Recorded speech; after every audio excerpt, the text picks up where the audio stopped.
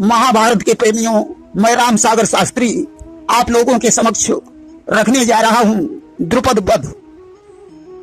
देखिए, जब मानस बाण से अर्जुन ने धर्मराज के बंधन को काट दिया और 10 बाणों से द्रोणाचार्य के रथ को सारथी समेत ध्वस्त कर दिया, शाम हो चुकी थी, संग्राम बंद हो गया, दोनों दल के वीर अपने अपने शिविर में पहुंचे। उधर अर्जुन को सुशर्मा से छुट्टी नहीं मिली, उनका रात दिन संग्राम होता रहा। इधर दुर्योधन कर्ण के सहित द्रोणाचार्य के पास पहुंचा। उसने कहा, गुरुदेव, आज युद्ध करते करते 10 दिन हो चुके हैं, परंतु पांडव वंश का कोई भी वीर नहीं मारा गया। बाबा भीष्म ने 10 दिन सरदारी करके भी किसी पांडव का कुछ नहीं बिगाड़ पाया। आपके युद्ध का भी 1 दिन व्यतीत हो चुका है। कर्ण ने कहा, अगर गुरुदेव चाहें तो क्षण में 5 पांडवों का संहार कर सकते हैं, परंतु अर्जुन इनका सच्चा शिष्य है। अब तो कर्ण की ऐसी बात सुनकर द्रोणाचार्य को क्रोध आ गया और उन्होंने सेनापति का मुकुट उतार कर फेंक दिया कि सुन कर कर्ण कटाक्ष को उबल उठे गुरुराज, डाल दिया तरकस धनुष, फेंक दिया सरताज। उन्होंने कहा, अगर तुम लोगों को यही सोचना है, ऐसी ही भावना है, तो यह सेनापति का मुकुट किसी और को पहना दो।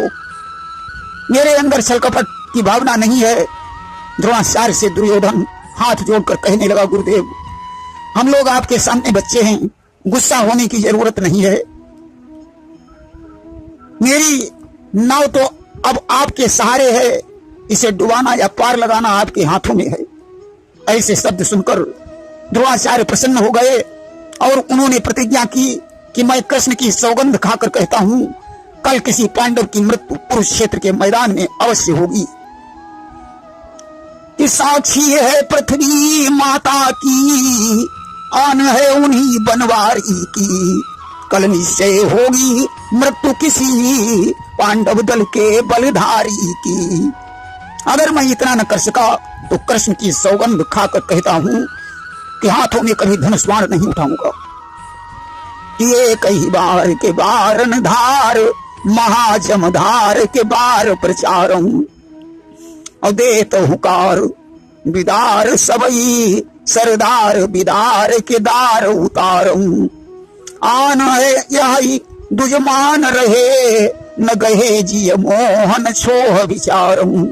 पांडव वीर न मार मुर नहीं, और कल तो प्रभुआन अस्त्र ही धारम। द्रोणाचार्य की ऐसी प्रतिज्ञा सुनकर दुर्योधन बहुत प्रसन्न हुआ। द्रोणाचार्य ने कहा, कल प्रातः काल चक्रव्यूह की रचना करके युद्ध किया जाए।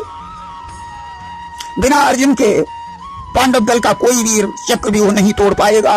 आज रातों रात द्रोणाचार्य ने चक्रव्यूह की रचना की। प्रथम द्वार पर उन्होंने जयद्रथ को नियुक्त किया, दूसरे पर स्वयं को, तीसरे पर कर्ण को, चौथे पर कृपाचार्य को, 5वें पर अश्वस्थामा को, 6ठे पर भूरिश्रवा को, 7वें द्वार पर 100 भाइयों के सहित दुर्योधन को खड़ा किया, जिसके साथ 3000 छत्रधारी राजा थे। दुर्योधन ने दूत बुलाकर कहा, जाओ धर्मराज को संदेश दे दो, या तो चक्रव्यूह का भेदन करें, अन्यथा हार मानकर वन को प्रस्थान करें। दूत ने धर्म शिविर में पहुंचकर संदेश दिया। धर्मराज सुनकर चक्कर में पड़ गए। अभिमन्यु ने 6 द्वार तोड़ने का बीड़ा उठाया। भीम ने 7वां द्वार गदा के बल से तोड़ने की प्रतिज्ञा की। अभिमन्यु माता सुभद्रा से युद्ध की आज्ञा लेने गया। सुभद्रा कहने लगी, बेटा, तुम 6 द्वार तोड़ने की कला जानते हो, तुम्हें पूरा ज्ञान नहीं है। तुम्हारे पिता अर्जुन भी घर में नहीं है।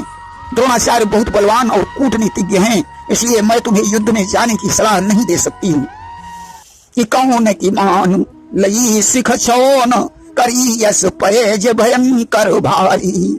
द्रोणाचार्य प्रचंड बली, कपटी सुत जाई न पेश तुम्हारी। जानी के काल कराल विशाल, के गाल में जाऊ मती बलधारी।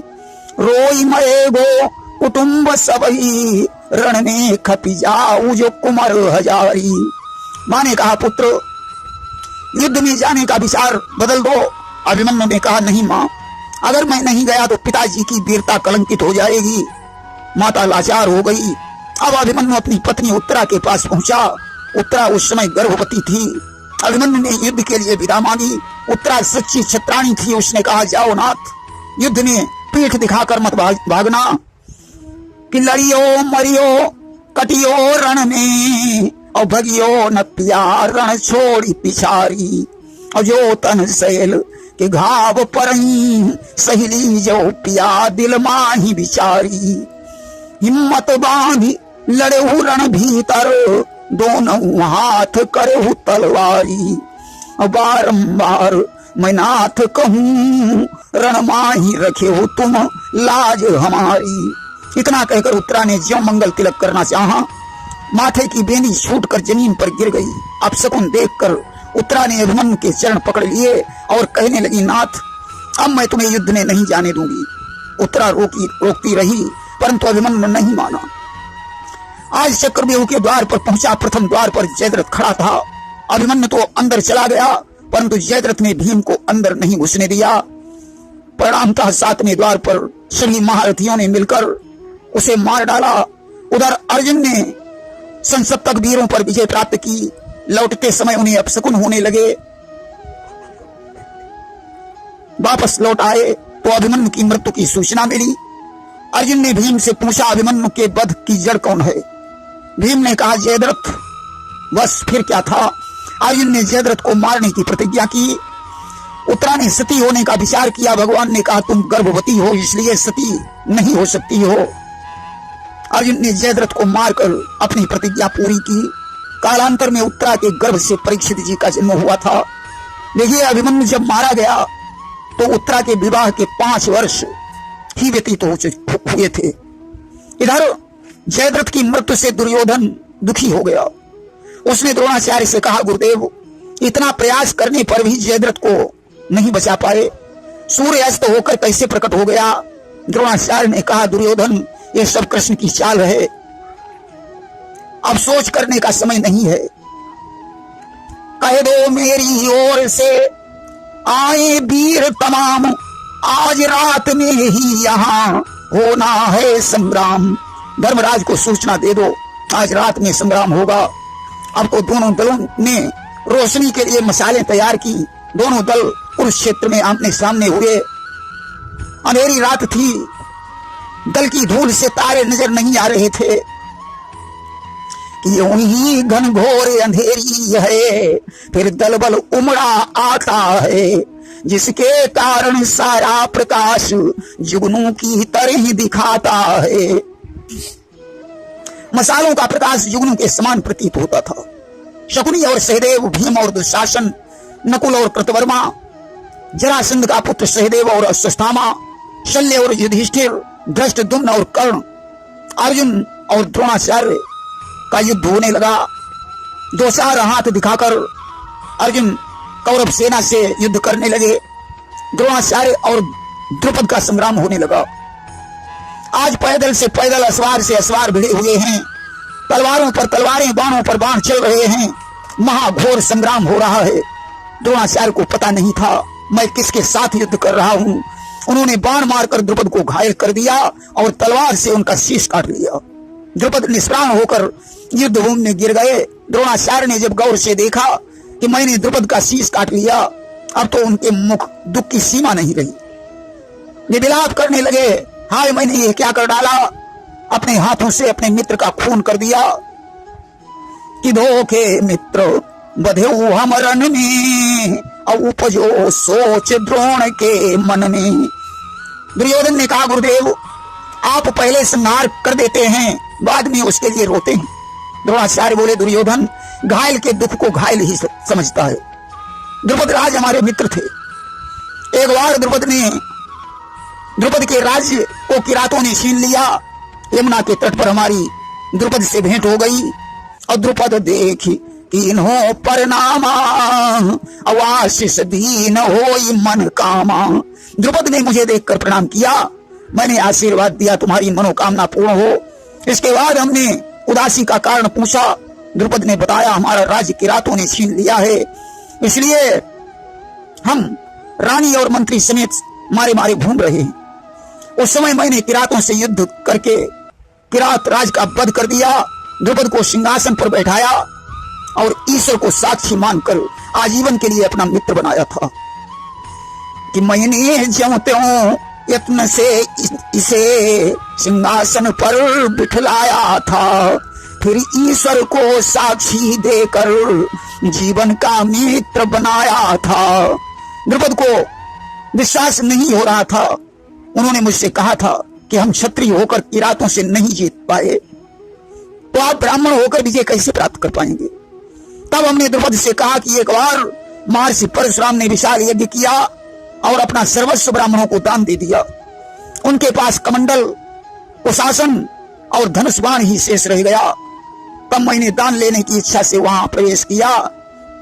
परशुराम ने कहा, विप्रदेव, अब तो हमारे पास धनुर्विद्या शेष रह गई है, उसे अगर चाहो तो ले सकते हो।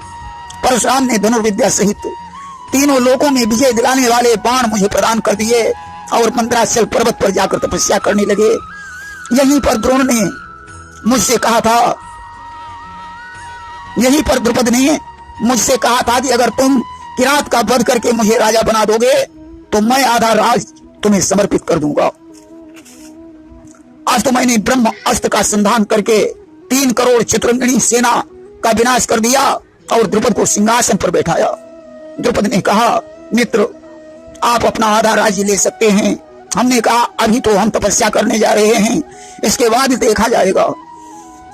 तपस्या करने के पश्चात अश्वत्थामा का जन्म हुआ। मैंने द्रुपद से एक गाय का सवाल किया, परंतु द्रुपद ने इनकार कर दिया। उस अपमान का बदला लेने के लिए मैंने हस्तिनापुर में तुम लोगों को धनुर्वेद सिखाया। अर्जुन से कहा, जाओ द्रुपद को बांधकर मेरे पास ले आओ, तुम्हारी यही गुरुदक्षिणा है। अर्जुन जब द्रुपद को बांध कर लाए तो मैंने उन्हें क्षमा कर दिया। दुर्योधन ने कहा, गुरुदेव, इस युद्ध में द्रुपद ही नहीं तमाम मित्र बलिदान होंगे। आप तो परम ज्ञानी हैं, मैं आपको क्या समझा सकता हूं। द्रुपद के वध के पश्चात संग्राम बंद हो गया। द्रौपदी को पता चला कि मेरे पिता की मृत्यु हो गई है। वह विलाप करने लगी। भीमसेन ने कहा, प्रिय, इस तरीके से रोने से काम नहीं चलेगा। तुमने दुशासन के रक्त से बाल बांधने की प्रतिज्ञा की थी, क्या उस प्रतिज्ञा को भूल गई हो। इधर तो भीम द्रौपदी को समझा रहे हैं, उधर दुर्योधन ने द्रोणाचार्य से कहा, गुरुदेव, आज मेरी इच्छा है कि मैं अर्जुन से युद्ध करूं, इसलिए कुछ ऐसा मंत्र दीजिए जिससे मैं उसका मुकाबला कर सकूं। द्रोणाचार्य ने दुर्योधन को नारायण कवच प्रदान किया और ऊपर से राम रक्षा कवच धारण करा दिया और कहा, अब अर्जुन के बाणों से तुम सुरक्षित रहोगे। दुर्योधन आज अर्जुन के सामने पहुंचा और हुआ पार्थ कुरुराज का महाघोर संग्राम। उस दिन अर्जुन शक्ति ने दिया न कोई काम। दुर्योधन और अर्जुन का घनघोर संग्राम होने लगा, परंतु अर्जुन के बाण नाकाम हो रहे हैं। अर्जुन दुर्योधन के सीने पर बाण मारते हैं, परंतु उसके शरीर पर कोई प्रभाव नहीं पड़ता है। और शन गई पतंचा धनुष की, पड़ गई खरास उंगलियों में, पर एक तीर भी छिदा नहीं कौरव राज की पसलियों में। अर्जुन ने भगवान कृष्ण की तरफ देखा और कहने लगे, मोहन, मेरे बाण आज क्यों बेकार हो रहे हैं।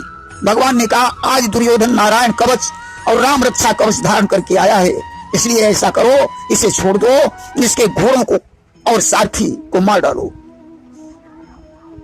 कि इसलिए इसे छोड़ो अर्जुन, इसके घोड़ों पर वार करो, इसका सारथी मार डालो और सेना का संहार करो। अर्जुन ने 4 बाण छोड़कर घोड़ों का संहार कर दिया, सारथी समेत रथ को चकनाचूर कर दिया और विरथ भयो दुर्योधन जाना और तब गुरु द्रोण बाण संधाना। दुर्योधन को विरथ देखकर द्रोणाचार्य ने अर्जुन का सामना किया। उन्होंने 5 बाण अर्जुन पर, 10 बाण कृष्ण पर और 10 बाण घोड़ों पर, 1000 बाण हनुमान पर चलाए। अर्जुन को क्रोध आ गया। उन्होंने आज सारथी समेत द्रोणाचार्य के घोड़ों का संहार कर दिया। उनका रथ टूट गया। द्रोणाचार्य दूसरे रथ पर सवार हुए। उधर भीमसेन ने गदा लेकर कौरव दल का संहार कर दिया। दुर्योधन धर्मराज से युद्ध करने लगा। धृष्टद्युम्न और दुशासन, भीम और कर्ण, कृपाचार्य और नकुल, काशीराज और अश्वत्थामा का युद्ध हो रहा है। द्रोणाचार्य अर्जुन के साथ भिड़े हुए हैं। धीरे धीरे शाम हो गई और संध्या जानी किए विश्रामा, और दो दल आए अपने धामा। शाम होते ही संग्राम बंद हो गया। दोनों दल के वीर अपने अपने शिविर में लौट आए। शाम को धर्मराज ने कहा, कृष्ण बाबा भीष्म के लिए आपने उपाय बताया था, परंतु द्रोणाचार्य के लिए क्या उपाय है? कृष्ण ने कहा, धर्मराज कल के युद्ध में भीम को अश्वत्थामा से युद्ध करने की अनुमति दी जाए। भीम अश्वत्थामा को रथ के सहित उठाकर फेंक देंगे, द्रोणाचार्य अपने आप मर जाएंगे।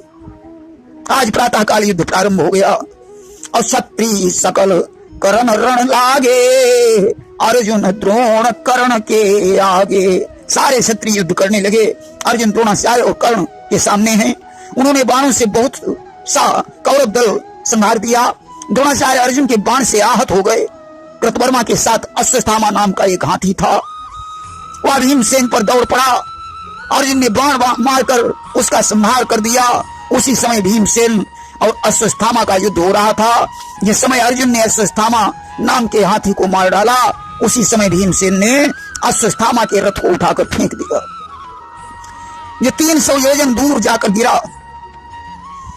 कि जिस समय पार्थ ने बाण मार उस हाथी का संहार किया, बस उसी समय द्रोणी का रथ भीम ने उठाकर फेंक दिया।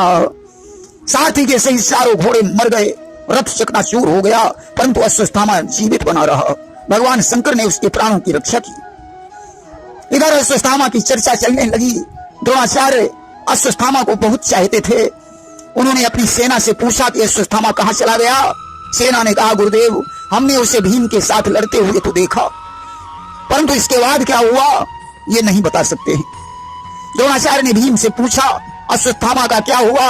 भीम ने कहा, मैंने उसे रथ के समेत चूर्ण कर दिया। द्रोणाचार्य ने कहा, अर्जुन तुम बताओ अश्वत्थामा का क्या हुआ? अर्जुन ने कहा, गुरुदेव अश्वत्थामा मारा गया। द्रोणाचार्य ने कृष्ण से पूछा, कृष्ण तुम बताओ अश्वत्थामा कहां चला गया? कृष्ण ने कहा, अश्वत्थामा मारा गया।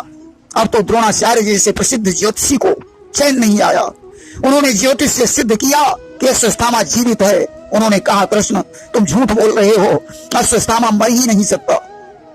कृष्ण ने कहा, जब सभी लोग कह रहे हैं अश्वत्थामा मारा गया, फिर भी आपको विश्वास नहीं हो रहा है। द्रोणाचार्य ने कहा, अगर धर्मराज युधिष्ठिर अपने मुंह से कह दें कि अश्वत्थामा मारा गया तो मैं विश्वास कर लूंगा। द्रोणाचार्य धर्मराज की तरफ बढ़े। भगवान कृष्ण पहले पहुंच गए।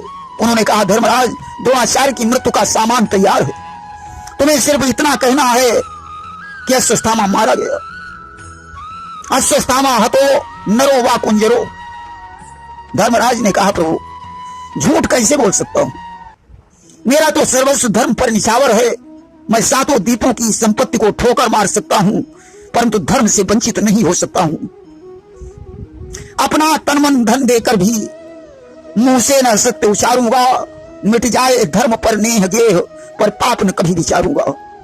मैं अपना सर्वस्व बलिदान कर सकता हूं, परंतु धर्म के पथ से विचलित नहीं हो सकता हूं। इसके आगे का प्रसंग हम आप लोगों को श्रवण कराएंगे। द्रोणाचार्य की मृत्यु में। प्रेम से बोलिए वृंदावन बिहारी लाल की जय।